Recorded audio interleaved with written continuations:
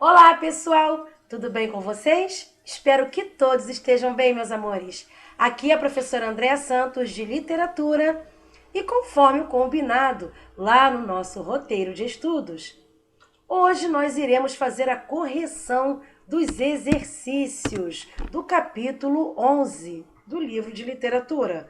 Vamos lá? Capítulo 11.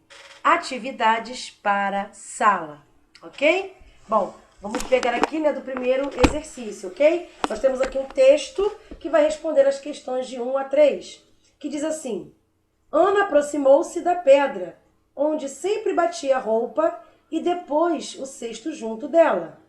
Deu alguns passos à frente, ajoelhou-se à beira do poço fundo, fez avançar o busto, baixou a cabeça e mirou-se no espelho da água. Baixou a cabeça e mirou-se no espelho da água. Foi como se estivesse enxergando outra pessoa. Uma moça de olhos e cabelos pretos, rosto muito claro, lábios cheios e vermelhos. Não tinha sequer um caco de espelho em casa. E no dia em que pedira ao irmão que lhe trouxesse de Rio Pardo um espelhinho barato, o pai resmungara que era bobagem gastar dinheiro em coisas inúteis. Para que queriam espelhos para que queriam espelho naqueles cafundós onde Judas perdera as botas? Ana sorria, a moça da sanga sorria também, e seu rosto era atravessado pelos vultos escuros dos lambaris que se moviam dentro d'água. Ana ficou a contemplar-se por algum tempo, com a vaga sensação de que estava fazendo coisa muito boba, muito imprópria de uma mulher de sua idade. Bom, esse texto aqui é de Érico Veríssimo, da obra Ana Terra. Bem, vamos lá? Questão número 1. De acordo com o texto, analise as afirmativas que seguem. Então, ele deu aqui três afirmativas. Vamos ler? A primeira. O texto revela como Ana Terra desconhecia a si mesma. Número 2. O texto revela que o patriarcalismo, mediado pelo trabalho, impedia coisas como lazer e vaidade. Terceira afirmativa. Acentua-se o caráter histórico do romance e da trilogia. Assim, pode-se dizer que só poderia ser a letra C, tá? A resposta correta é a letra C. A primeira e a segunda afirmativas são verdadeiras. Ok, pessoal? Então, letra C é a resposta correta.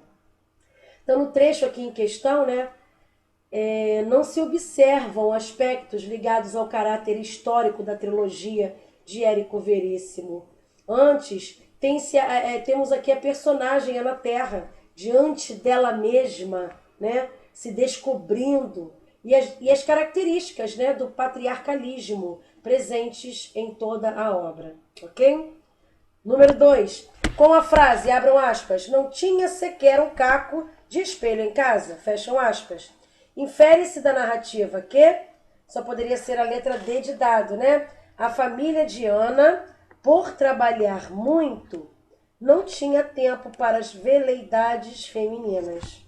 Então a resposta certa do número 2 é a letra D de dado, ok? Bom, aqui no caso, aqui na primeira letra, a letra A, que diz assim: a família de Ana era mesmo muito pobre, a ponto de não poder comprar um espelho. Então, na narrativa, o próprio pai de Ana diz que é bobagem gastar dinheiro com coisas inúteis. Portanto, o fato de não possuírem um espelho é consequência de uma recusa do patriarca, e não de uma impossibilidade financeira, Então, daí vocês podem observar que a letra A jamais poderia ser a resposta correta, A letra B, que diz assim: a família de Ana, com exceção do pai, era completamente contra os gastos supérfluos. Também é falsa, por quê? Porque no trecho há uma menção explícita quanto ao comportamento parcimonioso, e duro do pai. Então, a letra C, que diz assim: na família de Ana as pessoas eram contra a vaidade em razão de sua religião. Por que não poderia ser letra C? Porque também está errada. Por que está errada? Porque não há no trecho alusões a questões de ordem religiosa. E a letra E né? Na família de Ana, os homens eram os únicos a terem direito à vaidade. Também é falsa, né? Essa afirmativa também é falsa, da letra E, porque como se pode depreender do comportamento do pai, existe uma resistência, né, das figuras masculinas em relação a atitudes assumidas como frívolas, né, como a vaidade, né? Por isso que a resposta certa só poderia ser a letra D. D de dado, ok? Número 3. Com a frase, abram aspas, Ana sorria, a moça da sanga sorria também, fecham aspas. O narrador do romance assinala, bom, só poderia ser a letra D de dado, né? O desconhecimento de Ana em relação a si mesma. Então só poderia ser a letra D de dado.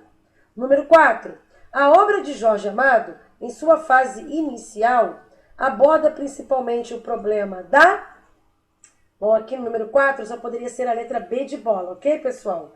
Da luta de classes, ok? Bom, agora aqui nós vamos fazer a questão número 5, tá? Nós temos dois textos para responder a questão de número 5.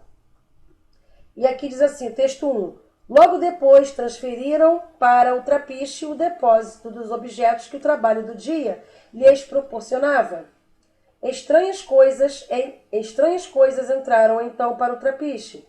Não mais estranhas, porém, que aqueles meninos, moleques de todas as cores e de idades as mais variadas, desde os 9 aos 16 anos, que à noite se estendiam pelo assoalho e por debaixo da ponte, e dormiam indiferentes ao vento que circundava o casarão, uivando, indiferentes à chuva que muitas vezes os lavava, mas com os olhos puxados para as luzes dos navios, com os ouvidos presos às canções que vinham das embarcações. É um texto de Jorge Amado. Né, retirado da obra Capitães, né, de Areia. Né, Capitães da Areia. Vamos lá? Texto 2. À margem esquerda do rio Belém, nos fundos do mercado de peixe, ergue-se o velho ingazeiro. Ali os bêbados são felizes. Curitiba os considera animais sagrados, provê as suas necessidades de cachaça e pirão. No trivial, contentavam-se com as sobras do mercado. Bem, o enunciado da questão número 5 diz assim, sob diferentes perspectivas, os fragmentos citados são exemplos de uma abordagem literária recorrente na literatura brasileira do século XX. Em ambos os textos, só poderia ser a letra D de dado, né?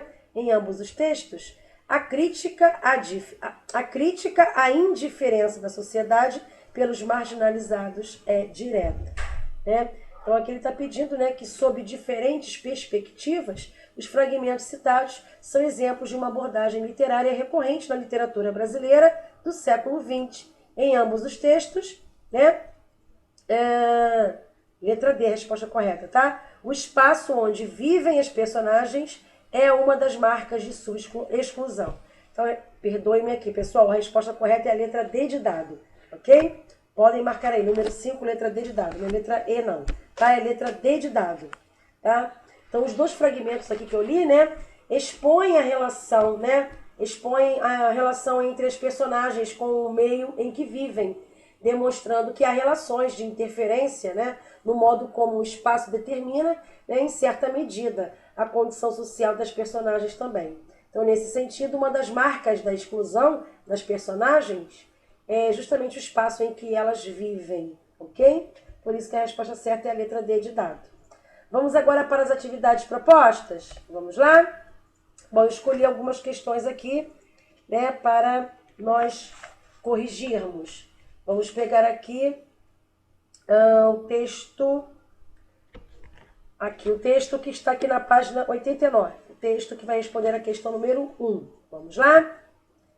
Bom, 5 dias depois estavam em plena caatinga, buscando entre o intrincado dos espinhos o rastro das picadas que outros viandantes haviam aberto antes.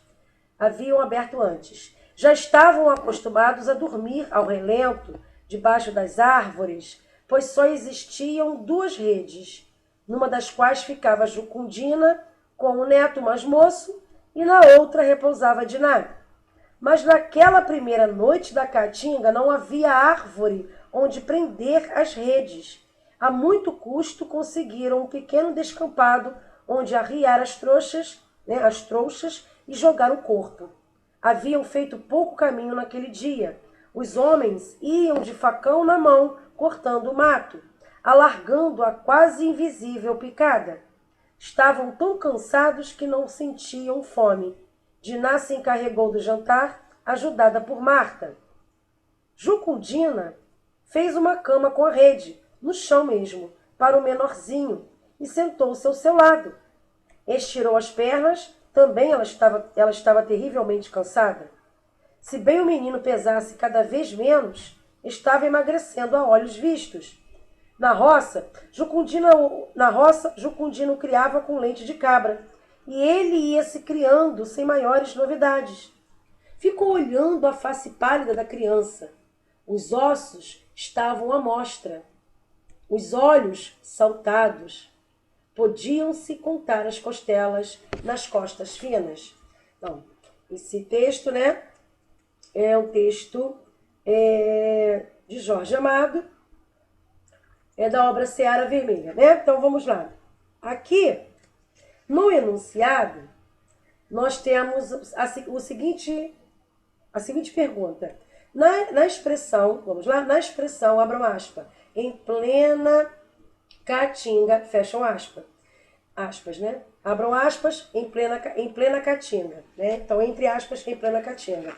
A afirmação de um problema social vinculado à realidade nordestina e observado pela geração de 30. Então, aqui só poderia ser, pessoal, a resposta de letra C, tá? O êxodo involuntário para as cidades. Ok? Essa é a resposta correta. Bom, vamos agora fazer a página seguinte. Vamos lá? Vamos mudar aqui a página. Vamos lá para o exercício número 3. Vamos lá? Uma questão da FUVEST, que diz assim: inimigo da riqueza e do trabalho, amigo das festas, da música, do corpo das cabrochas. Malandro, armador de fuzuês, jogador de capoeira navalhista, ladrão quando se fizer preciso. Esse trecho foi retirado da obra Capitães da Areia, de Jorge Amado. Bom, o enunciado diz assim: o tipo cujo perfil se traça, em linhas gerais, nesse excerto, aparece em romances como Memórias de um Sargento de Milícias, O Cortiço, além de Capitães da Areia. Essa recorrência indica que, então a resposta do número 3 só poderia ser a letra A. Certas estruturas e tipos sociais originários do período colonial foram todos eles foram repostos durante muito tempo nos processos de transformação da sociedade brasileira. Então, essa obra foi reposta durante muito tempo nos processos de transformação da sociedade brasileira. Tá bom? Então, foi reposta aqui, Foi reposta aqui. Foi? Bom, então, exercício número 3, letra A, tá? A resposta do número 3 é a letra A. Bem, vamos corrigir aqui o número 4. Analise as proposições em relação ao período modernista no Brasil. 1. Na busca incessante do homem brasileiro, o regionalismo leva ao extremo as relações da personagem com o meio natural e social. 2. Enquanto a obra de Raquel de Queiroz é marcada pelo caráter fortemente regionalista, abordando aspectos do Ceará, Jorge Amado representa o regionalismo baiano da zona rural do Cacau e da zona urbana de Salvador. E Érico Veríssimo é o representante do regionalismo gaúcho. 3. A prosa modernista utiliza-se do vocabulário vago, Utiliza-se de vocabulário vago e ambíguo, enriquecendo e dinamizando a linguagem. 4. A prosa modernista traz à tona uma preocupação com a fidedignidade histórica, acentuando o tom épico. Quinto, a partir de 1930, surge e se desenvolve o romance regionalista, também chamado de neorrealista. Assinale a alternativa correta. Pessoal, só poderia ser a resposta de letra D de dado, tá? Número 4, a resposta D de dado. Podem marcar aí, ok? Letra D de dado, que diz assim, né? Somente as afirmativas 1, 2 e 5 são verdadeiras, ok? Podem marcar então aí 4, letra D de dado. Foi? Bem, agora nós vamos fazer aqui a questão de número 4, agora de número 5, tá? Aqui nós temos aqui, considere as afirmações seguintes. O fragmento do romance ambientado na cidade de Salvador, né? Esse romance aqui do livro Capitães da Areia, de Jorge Amado, né? Então, assim diz o enunciado. Vamos ler diretamente o enunciado, tá? Considere as afirmações seguintes. 1. O fragmento do romance ambientado na cidade de Salvador, das primeiras décadas do século passado, aborda a vida de uma criança em situação de absoluta exclusão social e violência, o que destoa do projeto literário e ideológico dos escritores brasileiros que compõem a geração de 30.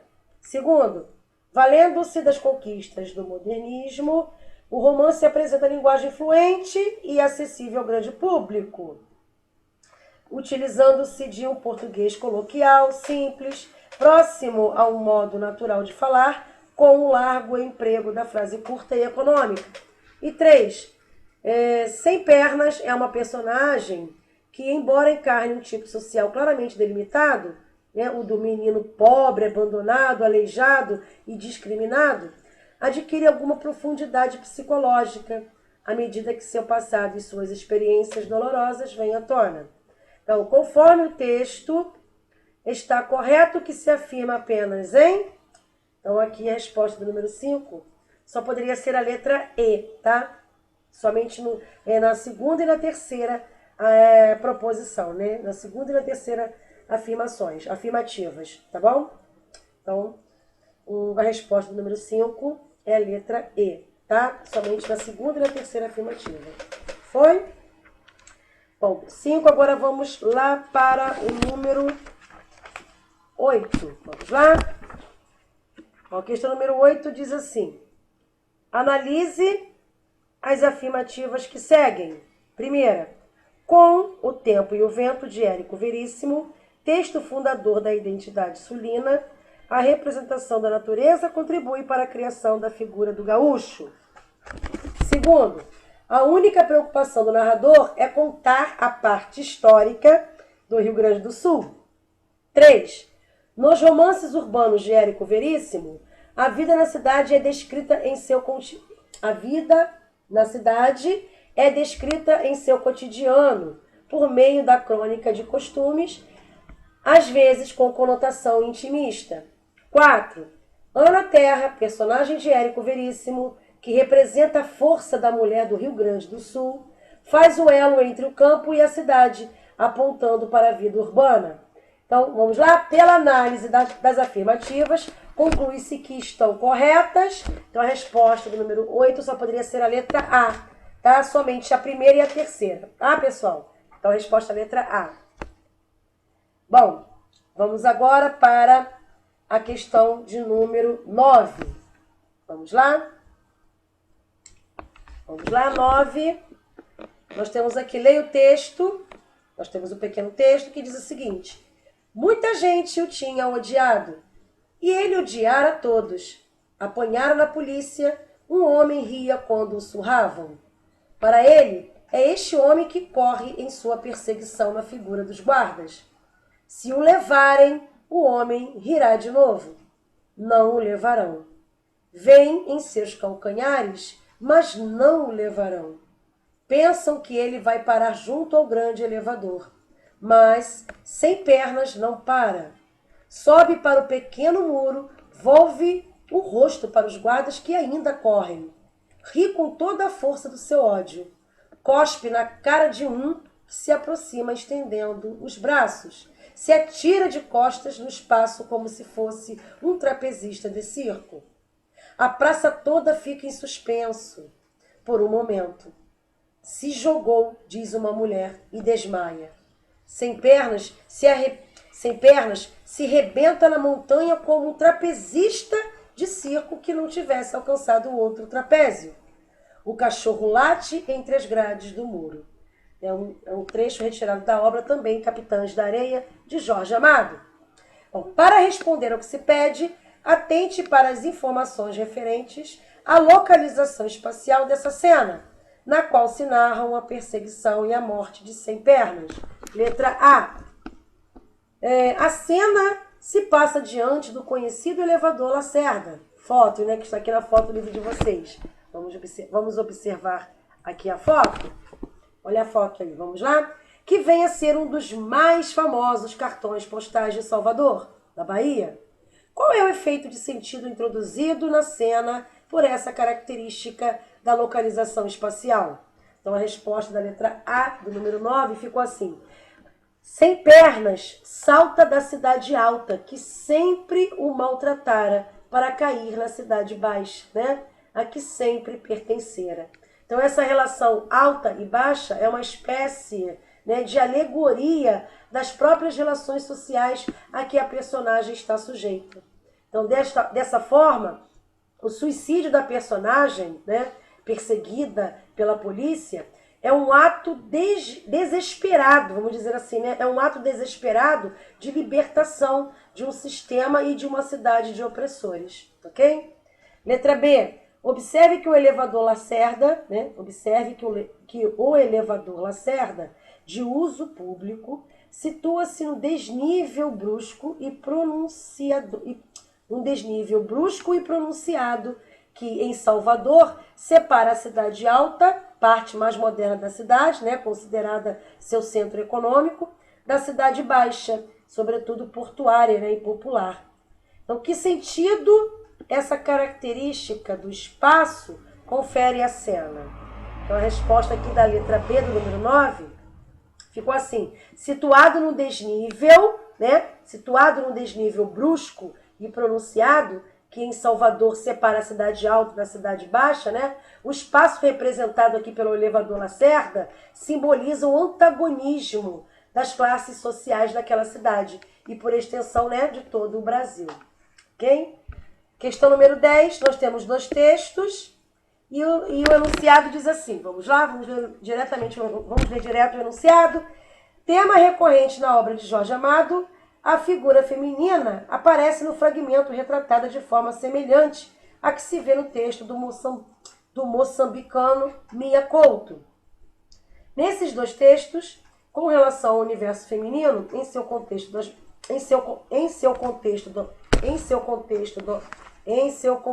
doméstico, observa-se que, vamos ver aqui, bom, resposta do número 10 só poderia ser a letra B de bola, tá, pessoal? A mulher tem um comportamento marcado por convenções de papéis sexuais, ok? Essa é a resposta certa do número 10. Então, um dos traços importantes, né, de Dona Flor e seus dois maridos é a aproximação entre a sensualidade, né, com os alimentos e a cozinha, né?